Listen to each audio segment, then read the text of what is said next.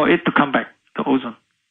Do you want to make a guess on that? I'm not even equipped to ask the question, let alone to ponder the answer. I don't know enough, but I think the answer would be very, very interesting because most people would imagine, because this is where I think it's a tragedy in a lot of sense that the idea that when people were proposing that CFC could break this ozone and could really delete the ozone, that is all nice and true. But what they're forgetting to do is basically ask this question that I just posed. In fact, they even given Nobel Prize of Chemistry, right, 1995, to this 3 person who have actually studied this relationship of CFC, essentially the chlorine that get released that would be able to cause the breakdown of the ozone, right? But they forgot to ask this basic question that I just asked. How long would it take if we take all the ozone away from the Earth's atmosphere? And how long would it take for it to come back, if it come back at all? Now I really want to know. Is it 1,000,000 years? Is it 100,000 years? Is it 10,000 years? Is it even 1,000 years? Is it even 100 years? Is it even 10 years? Is it even 1 year? What is it? The answer is less than 1 year. It's roughly 150 days. The answer is very not surprising, by the way. This is where I guess as astrophysicists could help here, because what they forgot to tell you is basically, you see, when they speak about the ozone issue, the ozone destruction issue, they are so good at tailoring and narrowing your mind into how we can only damage the ozone, and they never talk about how the ozone could be made, which Dave was trying to tell you. Ozone is a renewable resources. That was pretty amazing. Yes. No, the point is, you see, then imagine that people were saying the success of the Montreal Protocol. This is the protocol in 1987 where all the world government who were so convinced that because of the ozone hole is upon us, that if we don't do something about it, we're going to kill every single soul in this planet Earth. And then they forgot to tell you, my point is that you can try all you want, you are not able to destroy all the ozone, because ozone could be made bad very quickly. And the secret is nothing more than oxygen, O2, and the sun, the ultraviolet radiation of the sun that would first break down this O2 molecule first into O, so that the extra O could be combined with another O2 that didn't get breakdown. Okay? So could we say that ozone itself is intelligent? I'm sorry, I guess I still speak of this as an inorganic process. When you say it's renewable, meaning it could be created again. Correct. I mean, the whole point is not to try to make it in the sense that, we are only going to destroy this thing, but then they forgot to tell you the chemical balance that you could make ozone easily and make it fast. That's the whole point.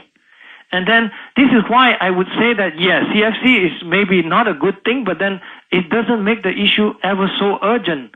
And this is why I would think that if people know about this, they will be a whole lot more skeptical about this DuPont and all this other chemical company who's basically essentially want to monopolize on the replacement that they are able to come up with. So it's unfortunate, sort of, I would say, a corruption of all these strange forces, these business forces, this for-profit reasoning to try to basically corrupt science itself, where science are not allowed to prevail and speak, to even give out such a facts, because people do not want to ask the right question. And this gives a same parallel that I'm somehow trying to get across the point very clearly, although we didn't have a chance yet, about what we think about the carbon dioxide role in the atmosphere.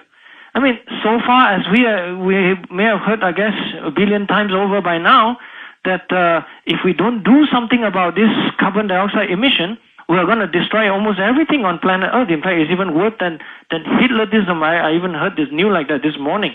And this is really preposterous. I mean, there is no even close basis to try to even come close to suggesting that CO2 is such a bad thing. We haven't even been able to show this.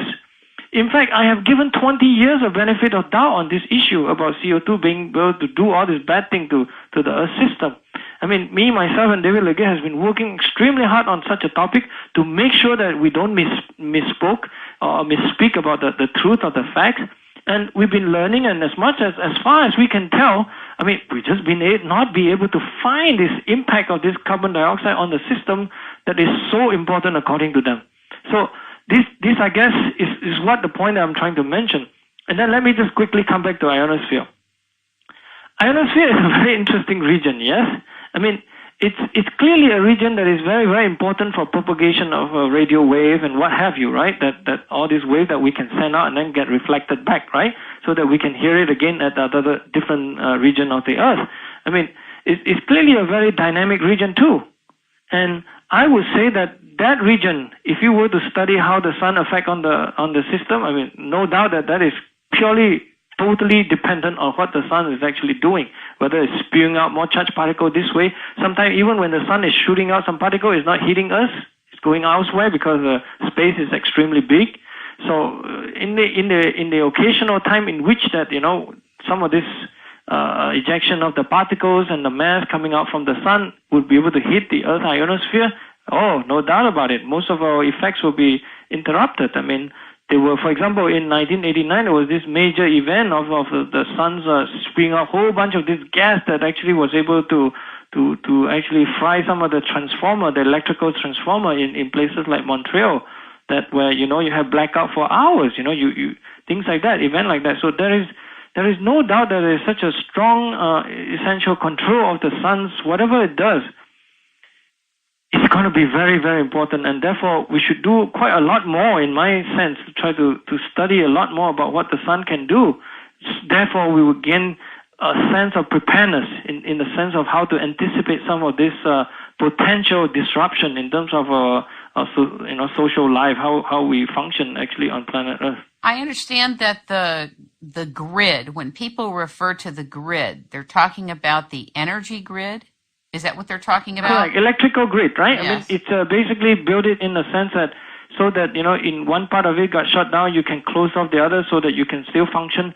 This is why this sort of system is built by electrical engineers long ago, to make sure that you have a somewhat, safety-proof system where, you know, one part break down, you will not affect others. But sometimes now we are so interconnected and we don't have a lot of this extra preparedness that we're going to cost us a lot more if we don't get prepared on it, rather than wasting time worried about CO2, for example. What would you recommend, you and David, in terms of getting prepared for sudden changes? And do you sense there may be sudden changes or changes that are difficult for us? I have been advocating, for example, more diligent monitoring of the sun itself.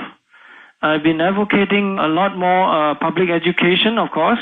And then, you know, for example, if there were to be complaint about, if we have one of these transformer fry and we don't have enough supply of it, I say go ahead, hurry up, and then prepare and invest more in terms of extra transformer. What does a transformer do? Fill us all in. Well, it's essentially to try to be able to... Well, Dave, maybe you speak on this, Dave. I'm not an electrician, but my understanding of an electrical transformer is that essentially it steps down power from the electricity that's being transmitted in the electrical current in the wires to what you could therefore use in your business or in your house.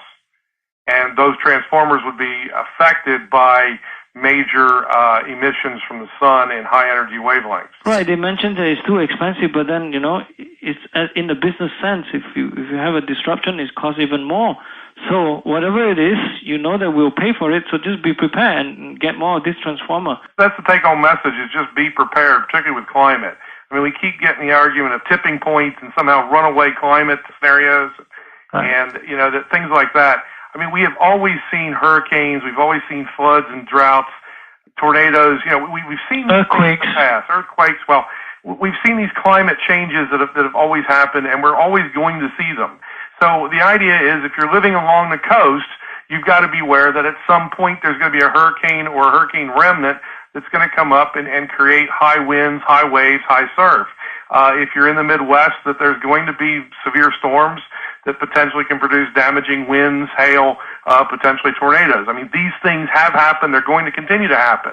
The issue we really need to deal with is making certain that people are able to deal with these kind of events. I mean, small changes that we're talking about in climate change sort of somehow transcends the idea of common sense in some senses, that we become more concerned about a future climate that's more deadly than a climate now that has some things in it that we really need to be paying attention to. So I think there are still lots of things we need to pay attention to in our environment. And certainly I think you started off by saying, you know, we need to be good stewards of the environment. We want to be good stewards of the environment, and certainly do. but we at the same time don't want to be chasing after things that really aren't of the fundamental importance and miss things that in everyday life that really are important. One of the things I'm often asked is, are we seeing more floods? Are we seeing more droughts in northern Delaware? And the answer I have to say is yes, we are, and it has to do with humans. But it has nothing to do with climate change. It has everything to do with more people in the landscape, with more asphalt, with more concrete, with more buildings. The problem is when you've got more people, you've got more demand for water. When you've got more asphalt, when you've got more concrete, when you've got more impervious surfaces, when it rains, that water runs off to the streams much faster. So as a result, we sort of recognize that we've changed the land surface. When we run into situations where we have limited availability of water, that little water doesn't quite go as far as it used to because there's more people demanding it. When we have very heavy rainstorms, as we've had in the past, that water is much more efficiently pushed into the rivers and streams, and that creates more flooding. So we didn't recognize that when we were building back in the 70s and 80s, that we had to have retention ponds. Now we recognize the problem, so we're trying to retrofit. So, yeah, we're trying to be good stewards of our environment. There are changes that humans have induced to the climate system and to our local effects. But if we start to believe that the only thing humans do to the environment is carbon dioxide and the only thing we need to fear is climate change, I'm afraid we're going to miss the important things that affect everyday life. Since we are talking about the context of water and other important things to prepare for, and that climate change is a constant, it's always changing. It's a question of where we're looking. What do you think about desertification?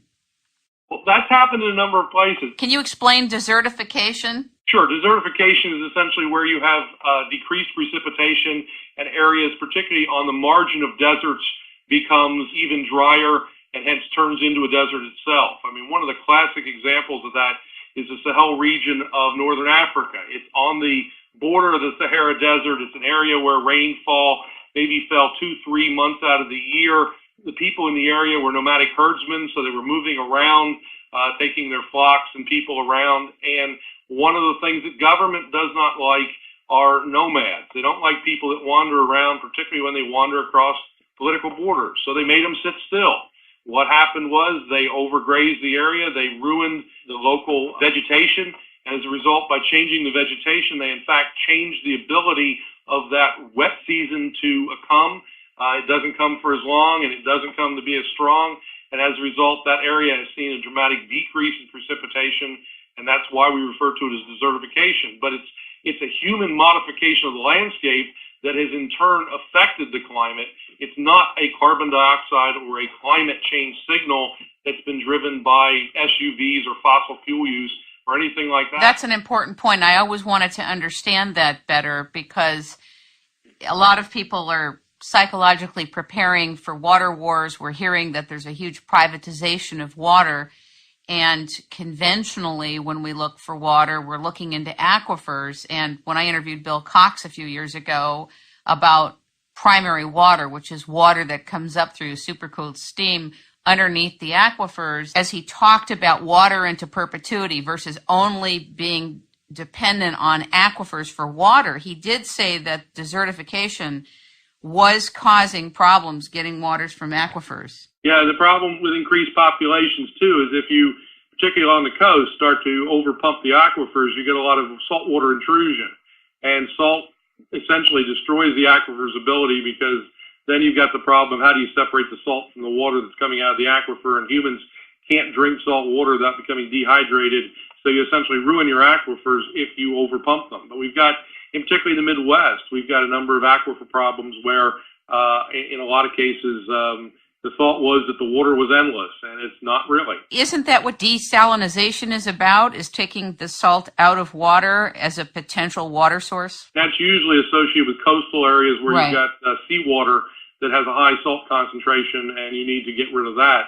The problem is if you pump an aquifer and it has high salt concentration into it, then you've got an additional expense and problem of how to desalinate the water you're pulling out of the aquifer, and that dramatically decreases the ability of the aquifer to supply water. Interesting. Okay, so coming back, my last name is Greenhouse, and I'm tired of people talking about how detrimental the greenhouse effect is when I feel like I'm doing a world of good.